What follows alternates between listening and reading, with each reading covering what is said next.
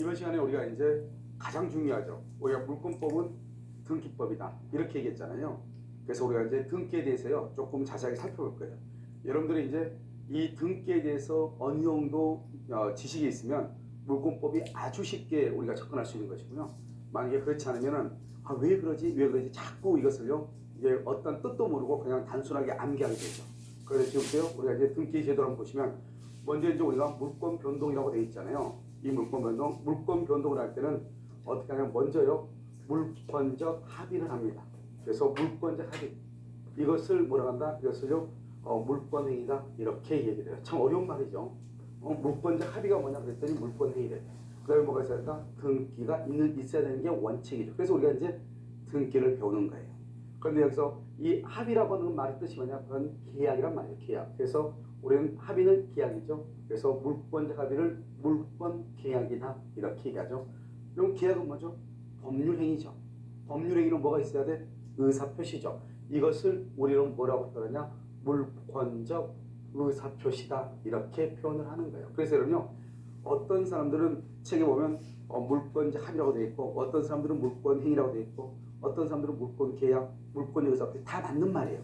그런데 이 말은 뭐냐면 우리가 여러분요 매매계약을 하면은 잔금 날짜에 매수인은 잔금을 가져오고 그럼 매도인은 뭐를 주죠? 등기 서류를 주는 거죠. 등기 서류. 그래서 여기요 등기 서류 제공이죠. 등기 서류를 제공한다. 그 말은 이제 이 물건 너 거야. 이 말이죠. 너 가서 등기해. 그럼 너 소유자가 될 거야. 그러면 나에게서 너 앞으로 소유권이 이전할 거야. 그것을 물권 변동, 소유권이 변동됐다 이 말이죠. 그래서 등기 서류 제공이다 이렇게 얘기를 하는 것이죠. 알겠죠? 이렇게요. 등기 서류를 주는 것을 이제 이 물건 너 거야. 소유 물권적 합의 이렇게. 그 다음에 등기를 하죠. 이 등기를 하는 것은 뭐냐? 물권이 변동하기 위한 효력 발생 요건이다 이렇게 얘기하죠. 그래서 등기는 효력 발생 요건이다. 또는요 또 하나 물권 변동의 또 하나의 성립 요건이다 이렇게 얘기도 하는 거예요. 알겠죠? 그래서 이제 우리가 소유권이 변동하려면 물권적 합의 즉 등기 서류를 교부했다고 해서 우리는 소유권이 변동되는 것이 아니고 뭐가 있어야 된다? 등기라고 하는 것이 있어야 된다 이 말이죠. 이것을 우리는 형식주의다. 우리가요 프랑스와 같은 것은 의사주의거든요. 그것은 대항 요건주의라고 하는데 이 프랑스는 이렇게요 물권적 합의 즉 잔금을 주고 등기 서류를 제공받으면 등기가 없더라도 소유자가 되는 거예요. 그런데 우리나라는요 우리나라와 독일 같은 경우는 등기 서류를 제공받았다고 해서 소유자가 되는 것이 아니고 반드시 등기라고 하는 절차를 거쳐야 돼. 이러한 등기라고 하는 옷을 입어야 돼. 이것을 형식주의다 이렇게 얘기를 하는 것이에요. 자 그래서 보면 물권변동 여기서 이제 우리가요 건물이죠. 건물은 언제 우리가 소유자가 되는가 이걸 한번 보자 말이죠. 우리가 이제 건물이라고 하는 것은 건물하고 건축은 다르다고 얘기했죠. 건물은요 기둥하고 그 다음에 지붕하고 그 다음에 주된 벽이 있어야 돼. 주된 벽 이게 있어야지 이것을 우리는 건물이다 이렇게 얘기하죠. 그러면 건축물은 다르죠. 우리가 여러분요 주유소에 건물 있죠. 주유소에 보면 기둥이 있고 지붕은 있는데 뭐가 없어요? 주유소는 벽이 없죠. 벽. 그것은 건물이라고 하지 않는 거예요. 그것을 우리는 뭐라고 한다? 건축물이라고 얘기를 하는 거예요. 그런데요 우리가 건물은 반드시 벽이 반드시 있어야 돼. 그래서 이것이 만들어졌을 때 우리는 건물이 하는데 이런 것이 만들어지기 전에 만들기 전에 이 갑이라는 사람이 건물을 기초공사를 하다가 이것을 누구한테? 이것을 을한테 팔았다 이 말이죠. 그래서 을이 이것을 완성을 시켰어. 그럼 누가 그러면 처음부터 원시 취득을 하냐? 소유권을 취득하느냐 이 말이죠. 이때는요 을이 취득하는 거예요. 을이. 그런데요 기둥하고 지붕하고 주벽하고 만들어졌어. 그리고 난 후에 이것을 병한테 팔았어. 그래서 병이 나머지를 완성을 시켰어. 그래서요 일단요 기둥, 지붕, 벽, 뼈대가 다 완성이 되고 난 다음에 인테리어 같은 거 되지 않는 상태에서 병한테 팔았다 이 말이죠. 그랬더니 병이 완성을 했어. 그러면 원칙적으로 갑이 원시 취득을 하고 그래서 갑이 원시 취득하면 무슨 등기한다? 보존 등기라고 하거든요. 그러고 난 다음에 갑이 병한테 무슨 등기를 한다? 이전 등기를 해줘야 되는 거. 왜? 집을 팔았으니까. 그러니까요 여기서 누가 소유권을 취득하는 게 원칙이냐 이 말이죠. 여기 보시면 아직 독립한 건물로서 요건을 갖추지 못한 단계 즉 기둥이나 지붕이나 주벽이 만들어지기 전에 이 말이죠. 건축공사가 중지된 후 제3자 을이 잔여 공사를 진행하여 완성을 했다. 그러면 제3자 누구다? 을이 소유권을 원시 취득한다 이 말이죠. 아시겠죠? 그러니까 원시 취득하면 무슨 등기한다? 그것은 보존 등기를 한다 이런 말이죠. 2번 건축 공사가 중단되었던 건물이 공사가 중단된 시점에서 이미 기체수 안에 기둥하고 지붕하고 그리고라고 됐죠. 그리고 또는 아니에요. 또는 그러면 그것은 건축물이에요. 알겠죠? 그리고 주벽이 이루어졌다. 주벽. 그래서 기둥과 지붕과 주벽이 이루어진 상태에서 이것을 병한테 처분했다. 이 말이죠. 그러면 원래의 건축주 누구다? 여기서 갑이죠. 갑이 소유권을 원시 취득한다. 이렇게 얘기를 하는 것이에요. 아시겠죠? 자, 그다음에 이제 이 3번하고 4번은 뭐냐? 우리가 이제 이것을 도급이라고 얘기하는 거. 도급이요. 우리가 뭐죠? 가공이요. 가공이라고 얘기하는데 이 가공이라는 것은 뭐냐? 타인의 동산이요. 타인의 동산에 이것을 우리 뭐란다? 재료라고 하는 거예요. 저는 노력을 가해서 새로운 물건, 새로운 물건을 만드는 것 이것을 뭐란다? 가공이라고 얘기하는 거예요. 그러니까 원래요. 우리가 물건을 만든 누가 소유자가 되냐? 원칙은 재료주의예요. 재료주의. 그래서 누가 재료를 댔느냐 이게 중요한 거죠. 한번 볼까요? 자, 수급인이요. 수급인이 도급인이 있고 수급인이 있죠. 건축공사업자 수급인이죠. 수급인이 자신의 노력과 재료를 들여서 자신이 수급인이 재료를 들였죠. 그럼 원칙적으로 완성된 물건의 소유자는 누구다? 재료주의다. 누가 재료를 댔느냐 이 말이죠. 그래서 건물을 완성했다면 수급인이 원시 취득한다. 소유권을 취득한다 이 말이죠. 그런데 수급인이 건물을 건축할 때 도급인과 합의에 의해서 처음부터 도급인에게 소유권을 기속하겠다. 도급인에게 이렇게 합의가 있었다 이 말이죠. 그러면 그것이 완성된 건물의 소유권은 누구한테 간다? 도급인에게 가는 것이에요. 그 다음에 2번 4번은요. 채무로의 담보를 위해서 채무자가 자기의 비용, 채무자죠. 채무자의 비용과 노력이죠. 비용과 노력, 그다음에 재료죠. 그래서 건축했는데 건축 허가 명의는 채권자 명의로 해서 채권자. 그러면 허가는 채권자 명의로 해서 제 돈은 채무자가 돼서 건물을 완공했다 이 말이죠. 이러한 건물의 소유권은 누구냐? 이게 문제죠. 이러한 건물의 소유권은 채무자가 원시 취득하는 거예요. 왜요? 재료주의라고 했죠? 재료주의. 누가 재료를 댔느냐? 이게 중요하다 이 말이죠. 우리가요. 건축 허가 명의를 채권자가 하는 것은 그는 허가의 어떤 행정상의 편의만을 위한 것이죠. 예를 들어서 이런 것이죠. 여기서 이렇게 토지가 이렇게 있단 말이죠. 이 토지가 갑의 거예요. 그런데 갑이 을한테 이 토지를 매매를 했단 말이죠. 매매 대금이 10억인데 을이 일단 5억을 주고 나머지 5억은 내가 여기다 건물을 짓고 이 건물이 나중에 분양이 되면 그 분양 대금을 받아서 갚을게요. 이렇게 했단 말이죠. 그럼요. 매매 대금 나머지 5억은 이 사람이 못 줬으니까 채무자가 되는 것이고 이 갑은요. 5억을 받을 게 있으니까 채권자가 되는 거죠. 매매 대금의 입장에서 봤을 때는요. 그런데요. 만약에 갑의 입장에서 이놈이 건물을 짓고 나서 나물러라 그러면 큰일이잖아요. 그러니까 갑이 말한다. 그러면 일단 돈 잔금 채울 때까지 건축 허가 명의를 내 명의로 합시다. 이렇게 했단 말이죠. 건축 허가 명의가 갑에게 되어 있다고 해서 갑이 소유권을 취득하는 것이 아니고 이때는요. 재료를 누가 댔느냐? 재료주의. 알겠죠? 그래서 채무자가 즉 매수인이 소유권을 취득하는 것이다. 이런 말이죠. 아시겠죠? 자, 그 다음에 우리가 186조 법률 행위에 의한 물권 변동가 되죠. 그러면 우리가 186조하고 187조는 시험에 정말 잘 나오는 거죠. 이것을 우리가 이제 봐야 되는데요. 지금 여기 보면 186조라고 하는 거죠. 여기 법률 행위라고 되어 있고 물권 변동가 되어 있네요. 우리는 물권 변동할 때는 뭐라고 되어 있냐? 186조에서는 득실, 득, 상실이죠. 실, 그 다음에 변경이죠. 득실 변경을 할 때는 등기가 있어야 효력이 생긴다. 이렇게 돼 있단 말이죠. 그래서 우리는요.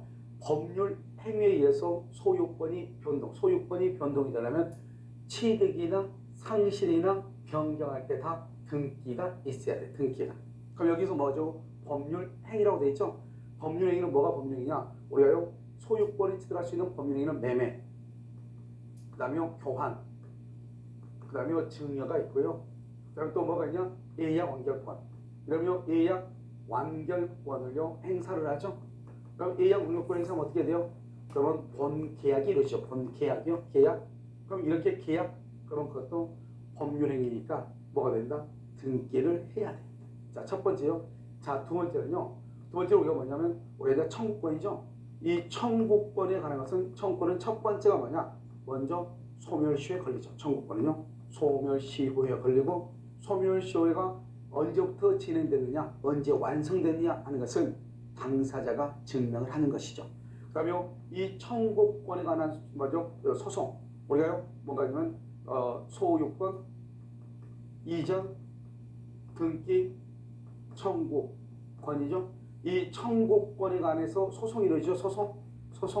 소송이 이루어져가지고 판결이 나오죠. 이것을 우리는 뭐라고 하냐? 이행 판결이라고 얘기해요.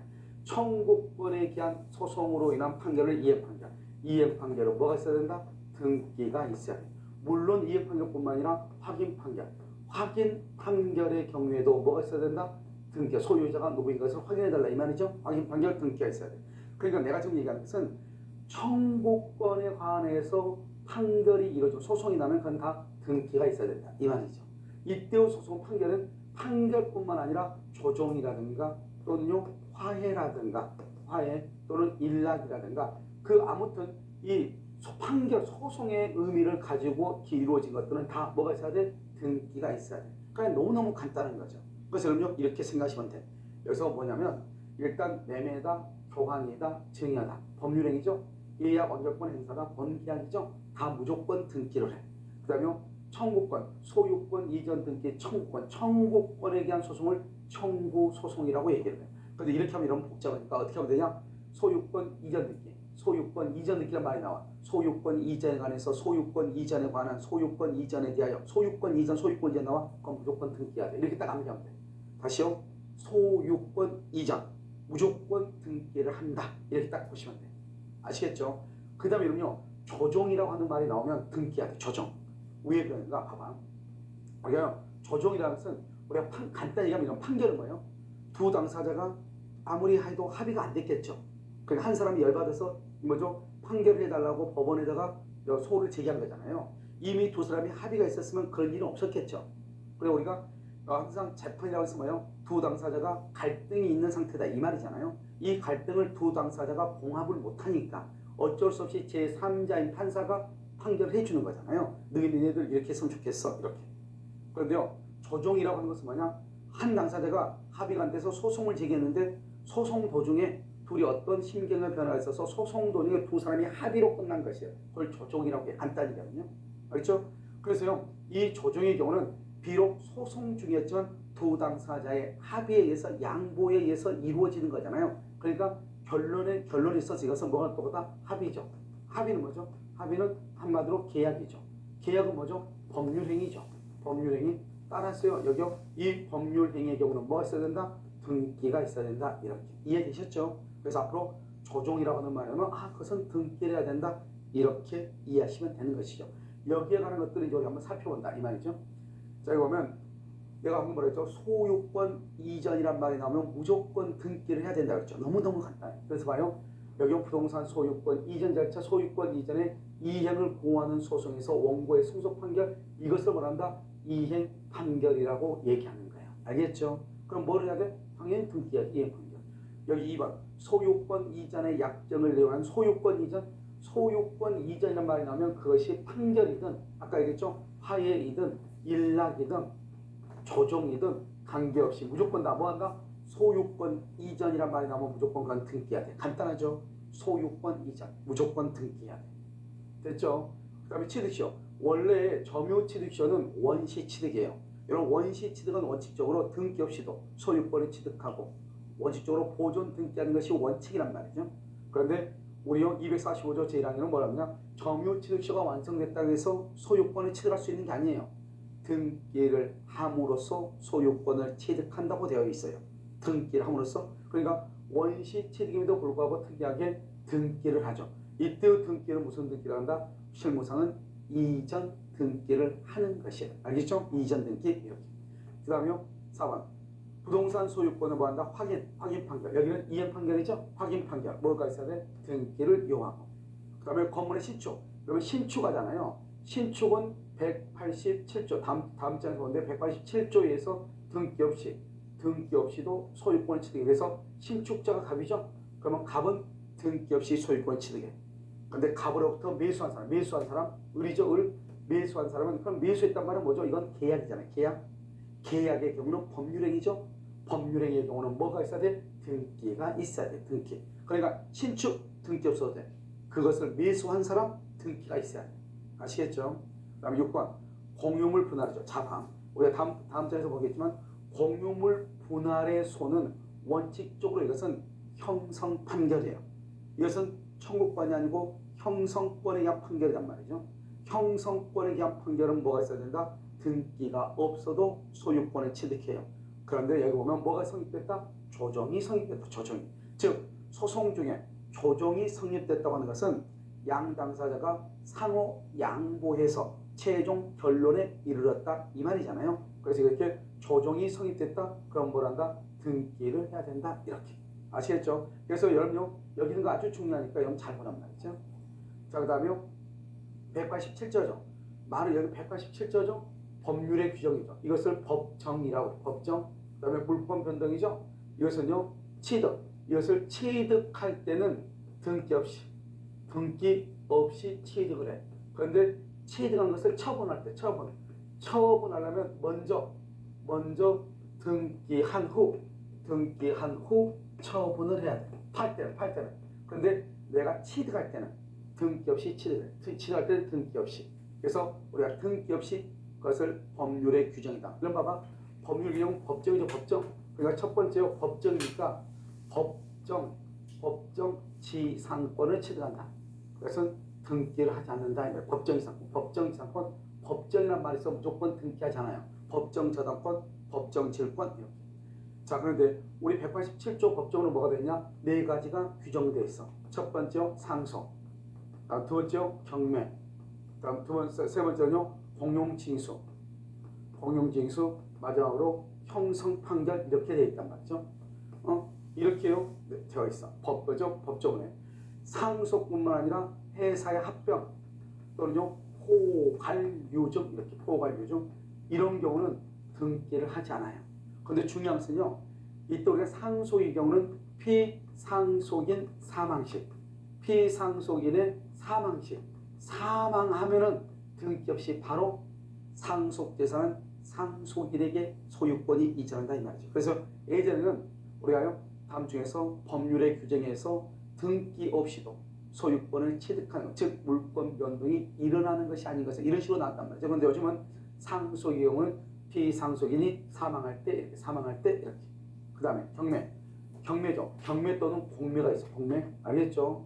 경매나 공매인데요. 이 경매나 공매라고 하는 것은 언제요? 그것은 매각대금 완납시, 경락대금 완납시, 매각대금을 완납을 하죠.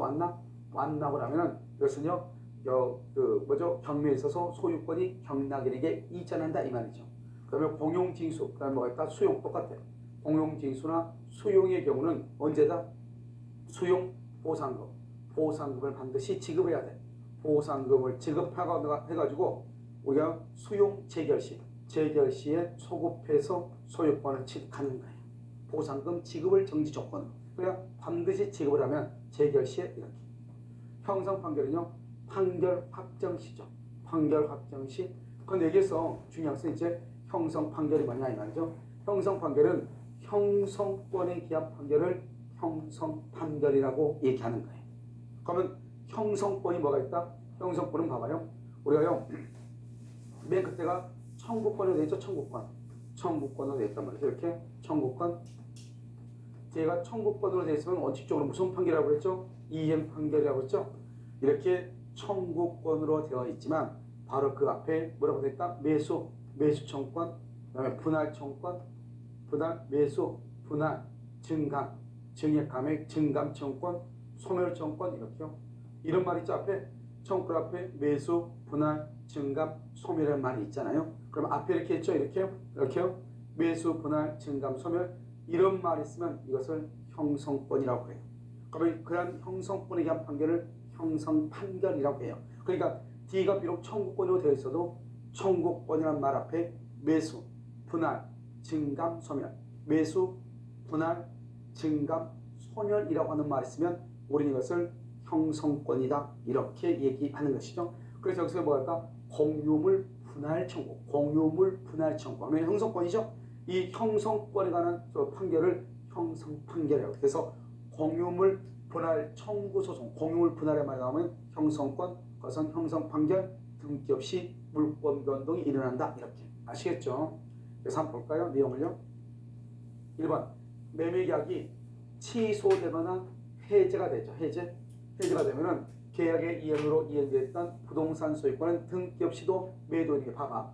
등기 없이죠. 그러니까 187조죠. 당연히 매도인에게 소유권이 복귀한다 이 말이죠. 자, 한번 볼까요? 이걸 얘기해요. 지금 이렇게 갑이 있죠. 갑이요. 여기 을하고요. 2월 1일 날 계약을 했어. 그리고 나서 3월 1일 날요. 을 앞으로 등기를 했어요. 그럼 을이 그러면 이제 소유자가 됐죠. 등기했으니까요. 소유자 이렇게. 그런데요.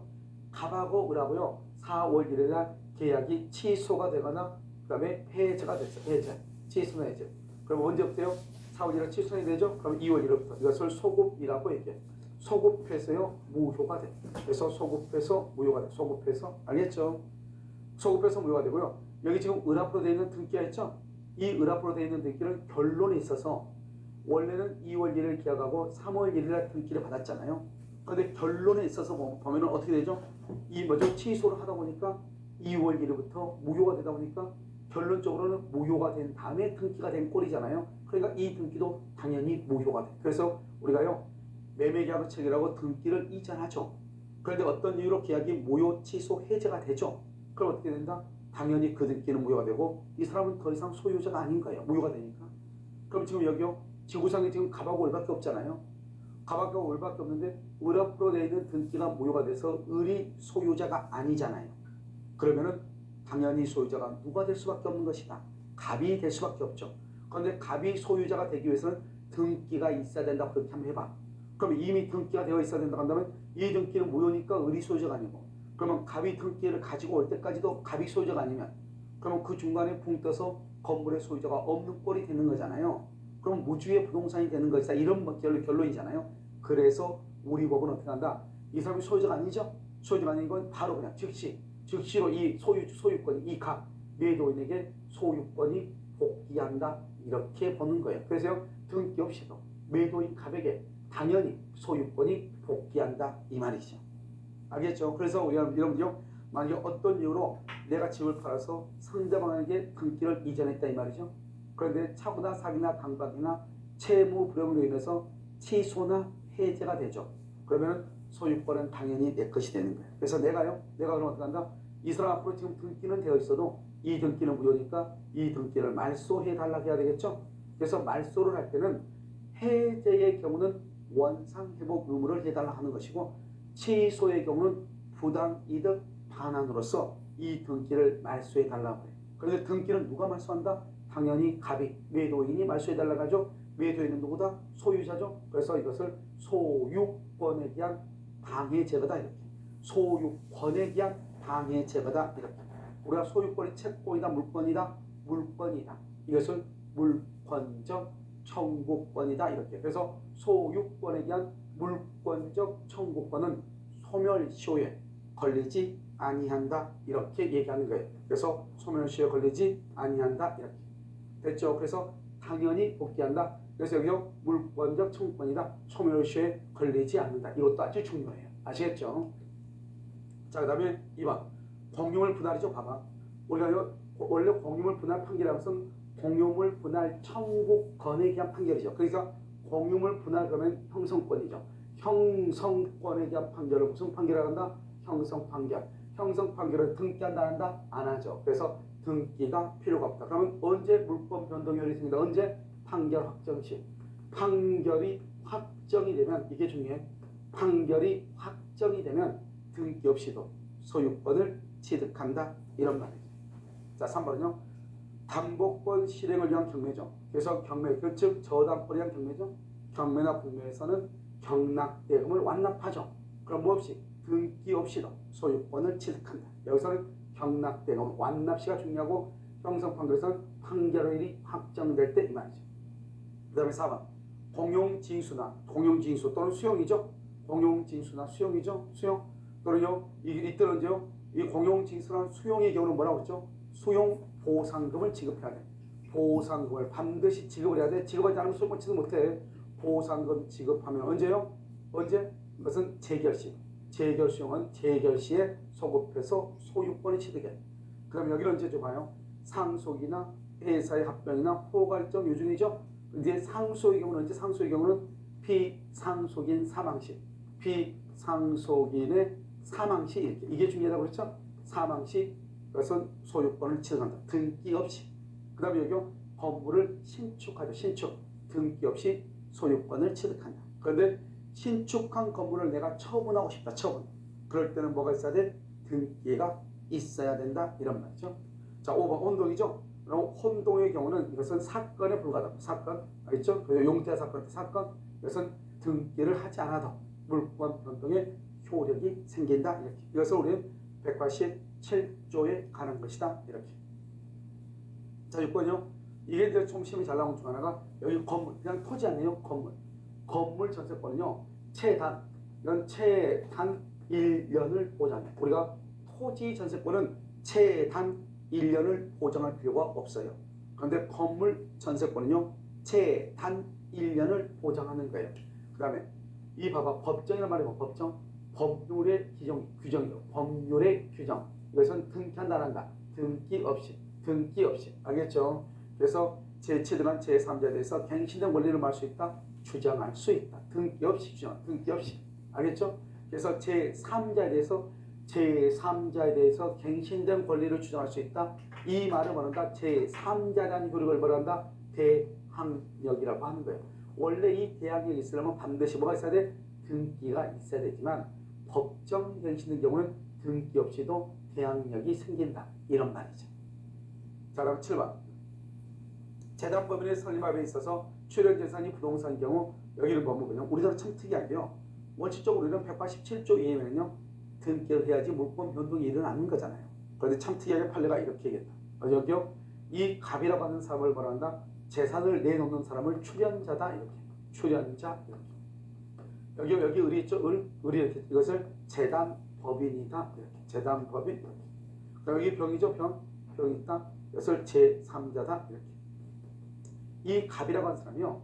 자기 재산 아파트를 하나 내가지고 장학재단을 만들고 싶다. 이 말이죠. 알겠죠? 그런데 장학재단을 만든다고 했는데 뭐가 문제가 되죠? 이 갑이라는 사람이 장학재단을 만들려고 했더니 자식들이요. 제3자 자식들이요. 아버지 재산이 있는데 아버지 재산을 다 털어가지고 사회에다 환원하겠다. 이 말이잖아요. 그럼 자식들이 좋아하지 않죠. 그래서 자식들이요. 아버지를 보지 않는단 말이죠. 그러니까 아버지가 너무 답답하니까요. 자식들한테 그러면 니네들이 이걸 알아서 해라. 이랬단 말이죠. 알겠죠? 그랬을 때 이 자식들이요. 이것을 다른 사람한테 처분했어. 처분. 그랬을 때 이것이 과연 누가 이 건물의 소유자가 됐느냐 이 말이죠. 그래서 갑의 자식들이 이것을 병한테 처분했다 이 말이죠. 갑은요. 자 먼저 법인을 만든다고 해서 장학재단을 만들었는데 그러고 나서 장학재단을 만들고 난 다음에 이것을 병한테 팔아먹었다 이 말이죠. 그러면 을이 소유자예요? 병이 소유자예요? 이 건물에 대해서 이게 문제가 되는 거잖아요. 우리 판례에 뭐라 했냐. 출연자와 법인 사이에서는 187조. 참 웃기죠. 187조. 등기 없이 법인이 소유자다. 그런데요. 법인이 소유자인데 일단 재단법인이 설립 등기하게 되면 재단법인이 설립하면 등기 없이도 이 재산은 법인 것이 된다 이 말이죠. 그런데 문제는 뭐예요? 법인이 등기를 하기 전에 이 건물이랑 등기를 하기 전에 법인의 이 출연자가 마음이 바뀌어서 그걸 제3자한테 처분했다 이 말이죠. 그러면 누가 소유자다? 먼저 두 사람 중에는 누가 먼저 소유자가 된다? 먼저 등기한 사람. 186조. 알죠? 186조. 먼저 등기한 사람이 소유자다 이 말이죠. 그러니까요. 출연자와 법인 사이에서는 등기 없이 그 다음에 법인과 제3자 간에서는 누가 먼저 등기했느냐 여기에 따라서 달라지는 것이다. 그래서 여기서 보시면 재단법인을 설립함에 있어서 출연재산이 부동산이다. 출연자와 법인 여기죠. 갑하고 여기 을 사이에서는 등기를 필요로 한 것은 아니다. 등기가 없어도 된다. 그런데 제3자 병과의 관계에서는 뭐가 있어야 된다? 반드시 등기를 필요로 한다. 그래서 186조 등기를 필요로 한다. 187조 이렇게 되는 거예요. 그래서 출연자와 법인 사이 법인과 제3자 간의 관계가 다르다. 이것을 우리가 암기를 하고 있어야 되겠죠. 아시겠죠? 8번 부동산 물권을 등기 없이 취득했죠. 우리가 부동산 물권이 뭐죠? 여기가 신축한 건물이죠. 신축하면 등기 없이 취득하죠. 187조. 알겠죠? 등기 없이 취득한 자가 자기 명예로 등기 없이 처분하면 안 돼. 아까 얘기했죠. 취득할 때는 등기하지 않아도 되지만 처분할 때 봐봐. 이 건물을요. 갑이 신축했어. 갑이 신축했어. 그러면 갑은요. 등기 없이도 소유자예요. 등기 없이도. 그런데 갑이요. 이것을요. 을하고 매매를 매매라면 그럼 어떻게 하냐? 이때를 원칙적으로 어떻게 하냐? 1번 등기 왜 1번 갑이 자기 앞으로 이렇게 등기하고 나서 다시 2번 을한테 이렇게 등기를 해줘야 돼. 그러니까요. 취득할 때는 등기 없어도 소유자예요. 그런데 이것을 처분하고 싶으면 먼저 자신 앞으로 등기하고 나서 처분해야 돼. 알겠죠? 그런데 우리 이렇게 등기하지 않고 갑이요 을하고 계약하고 난 다음에 을한테 뭐라냐? 을 너가 그냥 처음부터 등기해 이렇게. 자기는 등기하지 않고 을한테 먼저 등기해 이렇게 할 수 있단 말이죠. 그러면 1번의 등기가 생략이 됐잖아요. 1번 등기가 생략이 되고 바로 그냥 2번부터 등기가 된 거잖아요. 이것을 뭐란다? 1번 등기를 모두 생략 등기라고 해요. 첫머리 등기가 생략이 되었다. 이것도 유효가 돼. 그래서 을이 소유자가 돼. 아무튼 이렇게 하든 하기는 해야 돼. 그런데요. 지금 보면 원래 이 갑이 건물을 신축했으면 자기 앞으로 등기 없이도 소유자지만 이것을 매매를 통해서 처분할 때는 먼저 자기 앞으로 등기하고 그 다음에 등기를 해줘야 돼. 을한테요. 그런데 이 사람이 매매 계약을 했는데 등기 없이 을한테 처분했다 이 말이죠. 그러면 을은 어떻게? 을은 매매 등기 없이 처분했죠. 그러면 이 을이라는 사람은 원칙적으로는 소유권 취득 못하죠. 뭐가 있어야 돼요? 자기 앞으로 아무튼 어떻게 하든 간에 등기가 있기는 있어야 되지만 원칙은 안 되지만 그런데요. 갑하고 을 사이에 매매 계약 이것을 채권적 효력이라고 해요. 이 채권적 효력은 이렇게 매매 계약이죠. 매매 계약. 이 매매 계약 자체는 유효이다 무효이다. 그 자체는 유효이죠. 하지만 뭐만 없을 뿐이다. 등기만 없을 뿐이다. 이 말이죠. 알겠죠? 그래서 우리가 이건 뭐라 한다? 등기 없이 취득한 자가 등기 없이 처분하면 물권적 효력, 즉 소유권의 변동은 일어나지 않지만 채권적 효력, 매매 계약의 효력은 있다. 이렇게 표현을 하는 거예요. 아시겠죠? 자, 그 다음에 2번. 우리가 먼저 말할 때 실체 관계에 부합한다. 이런 말이 있잖아요. 실체 관계에 부합한다. 이 말이 무슨 말인가? 우리 여러분요. 이 실체 관계에 부합이다. 그럼 먼저 이 실체 관계란 말을 먼저 알아야 돼. 이런 우리가요. 민법 총칙 첫 시간에요. 청약과 승낙에 의해서 계약이 이루어지죠. 그래서 그러면 매도인은 등기를 해줄 의무가 생기고 대금을 청구할 권리가 생기죠. 그래서 우리가 이제 계약을 하게 되면 여기서 뭐가 생긴다? 권리와 의무가 생기고 이 권리와 의무가 생기면 이 권리와 의무를 줄여서 뭐라고 한다? 권리 관계라고 하고 이런 권리 관계를 말한다. 그것을 법률 관계라고 얘기하고 이런 법률 관계를 다루는 법을 무슨 법이라고 한다? 실체법이다. 이렇게 얘기하죠. 그래서 결국 실체법은 권리와 의무 관계를 다루는 것이죠. 알겠죠? 권리와 의무. 그러니까 결국 권리와 의무는 권리를 의미하기 때문에요. 여기서 실체 관계라고 하는 것은 뭐냐? 권리죠. 권리. 권리자한테 등기가 있으면 된다. 이 말이죠. 원래 이러면 어떡하죠? 뭐죠? 최종적으로 소유권을 취득할 사람한테 등기가 있으면 되는 거잖아요. 최종적으로 소유권을 취득할 사람한테. 그러니까 이런 방금 우리가 얘기했는데 건물을 이렇게 신축을 했단 말이에요. 갑이요. 갑이 건물을 신축했죠. 신축해서 이러면 어떻게 돼요? 1번 어떻게 한다? 1번 갑이 이렇게요. 그러고 나서 을하고 매매 계약을 해. 그러면 여기 2번 을 앞으로 이렇게 등기해야 되잖아요. 그래서 여기서 뭐가 나오냐? 등기가 뭐냐? 등기. 여러분 등기가 뭐죠? 여러분 등기라고 하면서 뭘 얘기한다? 현재의 권리 상태를 나타내는 것을 등기라고 해요. 현재의 권리 상태. 그러니까 현재 소유자가 누구냐가 중요하지 어떠한 절차로 밟았냐 중요하지 않는 거예요. 현재 소유자한테 등기가 있으면 되는 거예요. 이것을 우리는 등기라고 해요. 그러니까 여기요. 지금 현재 갑이 건물을 신축했으면 등기 없이도 소유자가 되지만 이것을 처분하기 위해서는 자기 앞으로 등기하고 난 다음에 을 앞으로 다시 등기를 해줘야 된다. 이 말이죠. 이게 원칙이죠. 그런데 이렇게 하지 않고 갑이 을한테 팔면서 을한테 뭐라냐? 야, 너가 먼저 처음부터 등기해. 이렇게. 너가 처음부터. 이렇게 하죠. 그럼 이러면 어떻게 하죠? 을이요. 자기가 건물을 신축하지 않았는데도 불구하고 자기가 1번으로 등기하죠. 이걸 우리는 보존 등기죠. 그러니까 첫머리에 있는 갑은 생략하고 을이 등기가 됐잖아요. 그런데 아무튼 갑은 을한테 집을 팔았잖아요. 그러면 최종적으로 누가 소유자가 돼야 돼? 을이 소유자가 돼야 되는 거잖아요. 그러니까 소유자가 될 사람한테 등기가 있으면 되지. 굳이 뭐 이렇게 절차를 거칠 필요가 뭐가 있냐 이 말이죠. 이것을 실체관계, 등기가 권리관계에 부합하면 된다 이 말 아니에요. 그러니까 이것을 뭐란다? 아까 얘기했죠. 모두 생략 등기다 이렇게. 모두 생략, 등기 이렇게 얘기하는 거잖아요. 아무튼 그러든 말든 을 앞으로 등기가 있으면 된다. 이것을 실체관계의 부합이다. 그러니까 등기가 절차가 잘못됐다. 관계없다. 그래도 최종적으로 소유자가 될 사람한테 등기가 있다 한다면 그 절차 좀 잘못돼도 문제를 삼지 않겠다 이 말이죠. 간단히 얘기하면 그래서 우리가요 흔히 실체관계의 부합이란 말을 뭐라고 표현하냐, 뭐로 가나 바로 가나 어디만 가면 된다, 서울만 가면 된다 이 말이에요.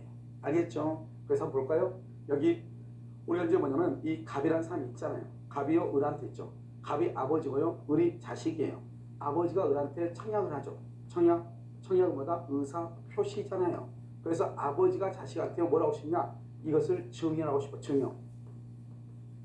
증여하고 싶은데 증여서가 너무 많이 나오죠. 그러니까 을하고 짜가지고 거짓말로 매매했다고 계약서를 썼다 이 말이죠. 그런데 실제로 두 사람은 매매를 한 적이 있어요 없어요? 없죠. 이것을 가장매매라고 하고요. 가장매매. 유효이다 무효이다? 이것은 무효가 되는 거예요. 왜? 매매한 적이 없으니까.